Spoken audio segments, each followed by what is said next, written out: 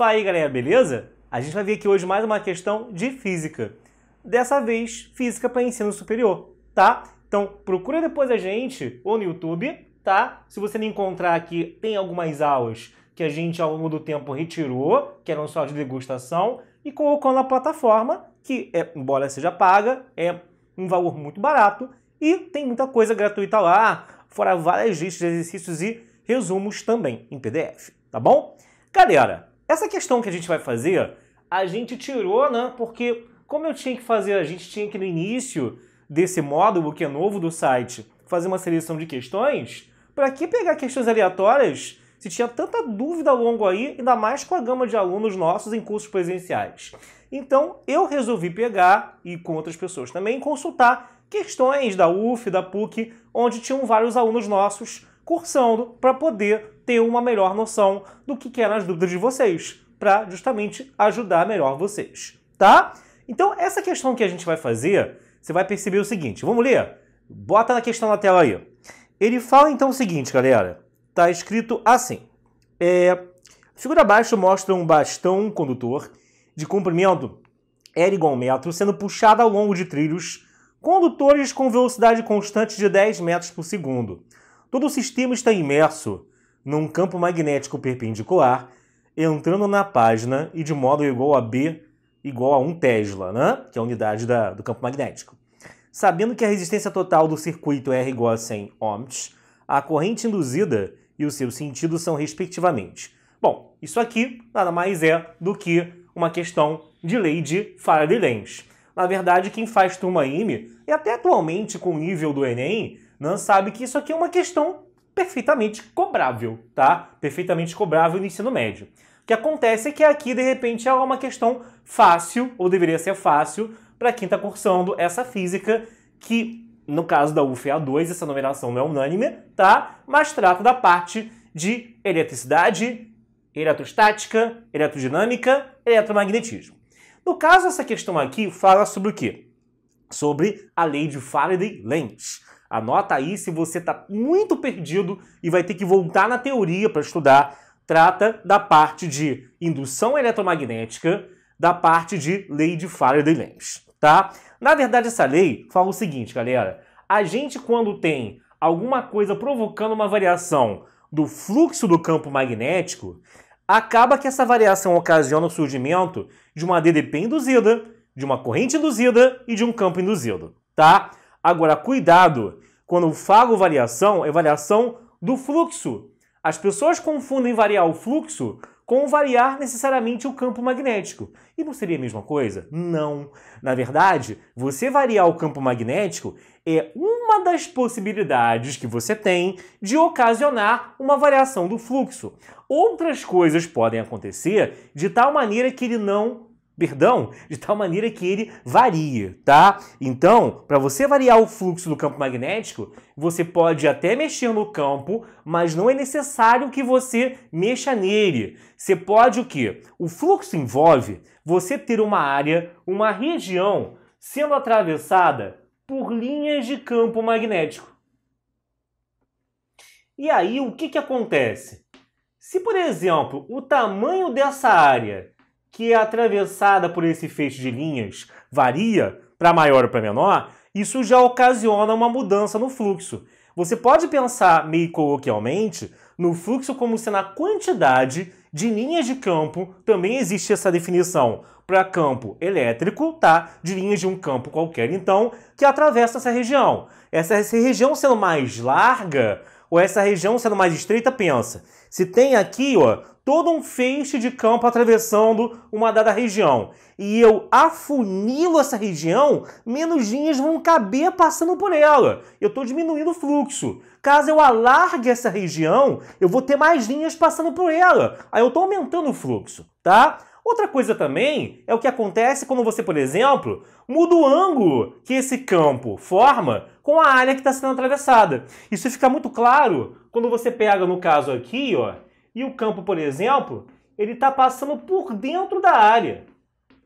Quando ele estiver passando por dentro da área, na verdade ele está contido naquela região. Ele nem entra nem sai da mesma. Isso aconteceu porque o ângulo que a linha forma com a área, ó, já é igual a quanto? já é praticamente igual a zero, tá? Na verdade, eu estou falando desse ângulo, cuidado. Quando a gente vai fazer uma fórmula, o ângulo que importa aqui é o ângulo com a normal, tá? No ensino médio, quando a gente vai explicar isso, o cara fica mais confuso.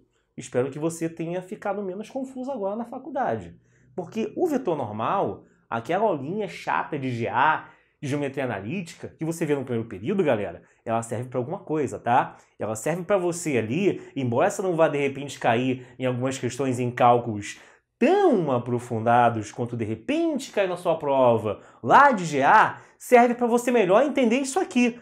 O que é um vetor normal e que ele é a referência da hora que você vai fazer a definição de fluxo, que é falar que o fluxo é igual a B vezes A cosseno de θ, ou cosseno de θ, tá? Que aí, esse ângulo aqui é o ângulo que você vai ter dessa linha de campo com a normal, com aquela linha perpendicular à área que está sendo atravessada. Tá legal? Beleza, gente? Então, repara. O que acontece? Fluxo é sempre BA cosseno. Quem estudou, fez a lição de casa, sabe que isso aqui, na verdade, é um produto escalar. Né? Produto escalar aqui é, no caso, um pontinho gordinho ligando um vetor ao outro. O módulo dele seria justamente aqui a gente fazer o módulo do primeiro pelo módulo do segundo pelo cosseno do ângulo entre eles. O vetor área é justamente o vetor que é perpendicular à área, tá? Ele que dá a direção, ele que vai me ajudar a trabalhar questões assim, tá? Eu fiz uma longa revisão, porque na verdade essa questão aqui é uma questão imediata, tá, galera? É uma questão seguinte, a gente tem que, em geral, a gente define a fé induzida como sendo menos dφ dt. Esse menos você pode lembrar pelo conceito de lei de Faraday-Lenz, que diz que vai existir aqui uma oposição à variação de fluxo que está ocorrendo. Então esse menos seria justamente essa oposição, tá? Agora, para o caso específico, em que eu tenho uma barra sendo puxada, aumentando ou diminuindo uma área, e o que esse campo aqui está fazendo? Ele está entrando, não é? Bundinha da flecha é uma cruzinha. Se fosse um pontinho assim, um peitinho, seria a flechinha saindo, tá? Então, como ele está aumentando o número de linhas de campo que vão, no caso aqui, entrar na região fechada, o que eu vou fazer? Eu tenho que, para compensar, trazer a barra de volta, o que não vai acontecer, ou, para compensar, como tem mais coisa entrando, para contrabalançar, ter um B induzido saindo da região para uma coisa equilibrar a outra, tá? Como que esse B induzido vai estar saindo da região? Ele pede o sentido da corrente elétrica que vai surgir aí. Eu posso até mesmo marcar isso primeiro. Você vai ter o que aqui? Você, como é pedido isso, ó, repara, existe uma regra na mão direita, cada um explica de um jeito. Realmente, cada um explica isso aqui de um jeito. Olha só, eu posso pegar esse dedo, tá, como sendo a corrente, e aqui, a minha mão, ó, apontar para onde está indo o campo. Eu não disse que eu teria que ter mais campo saindo aqui da região? Para minha mão fazer isso, como é que tá esse meu dedinho? Não tá assim, ó? Isso quer dizer que a corrente, repito, o campo vai ter que estar saindo, então o meu dedinho aqui, ó, vai dizer que a corrente que vai surgir vai estar no sentido anti-horário. Então já olha aí para as opções, que era de múltipla escolha, onde eu tenho que a corrente está em sentido anti-horário. Além disso, para o caso em particular, em que a barra é puxada desse jeito, e isso que ocasiona todo o processo de indução, a gente pode demonstrar, isso tem no seu livro, aula de teoria, não vou botar aqui, que o E é igual a BLV, tá? Só que, no caso, o que vai acontecer? Você vai ter o que aqui, né? A FEM, então, vai ser igual a R vezes I também, porque essa FEM surge pelo fato dessa corrente induzida por outro lado, tá passando em cima desse resistor aqui. E DDP, como sempre foi, não vai mudar, é igual a R vezes I. Então eu tenho que o R é 100, a corrente é o que ele quer, o B vale 1, o comprimento é 1 metro e a velocidade é 10. Pronto, gente.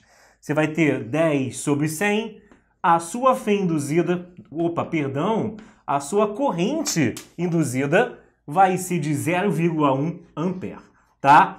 Então, tá aqui o que ele tinha pedido, voilá, tá legal? Espero que você fique ligado, porque isso aqui eu sei que, para quem não teve um bom ensino médio, pode agora na faculdade estar pegando bastante, tá? Era o que eu vi os meus colegas passarem na minha época, que faz tempo, tá? Beleza? Tranquilo? Um abraço, gente!